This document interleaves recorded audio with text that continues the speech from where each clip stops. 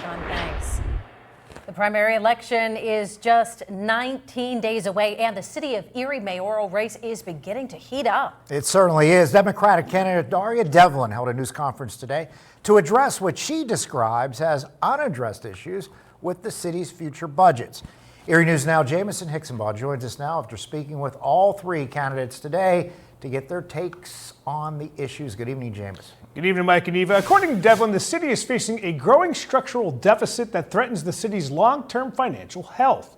While Mayor Joe Schember says that's not the case.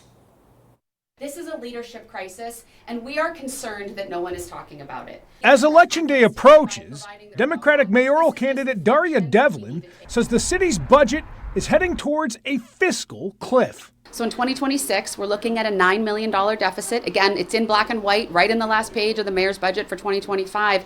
This is only going to get worse.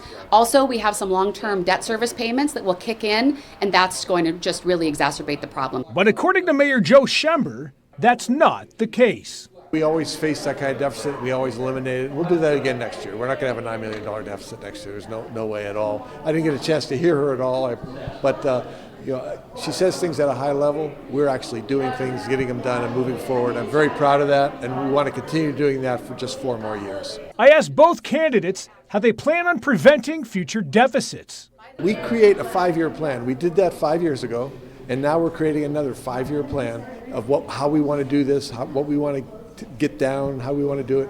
And ideally, I'm told I shouldn't say this publicly, but I'm going to anyway.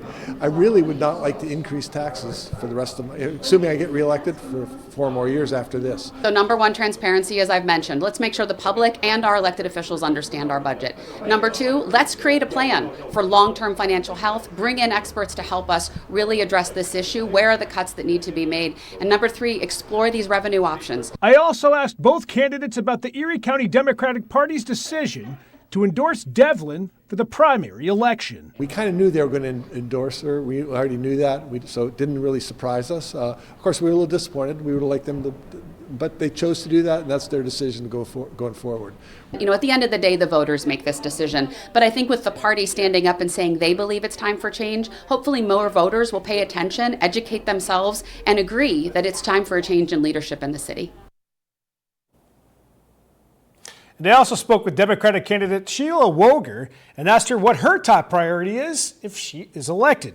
She tells me, I want to look at the books and go over the budget line by line to see how the money is being spent and that it's going to the appropriate places.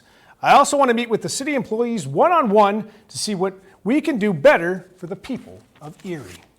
Meanwhile, Republican candidate Matthew Thomas is the only Republican on the ballot for the May 20th primary. Jamison Hicksonbaugh, Erie News Now. Jamison,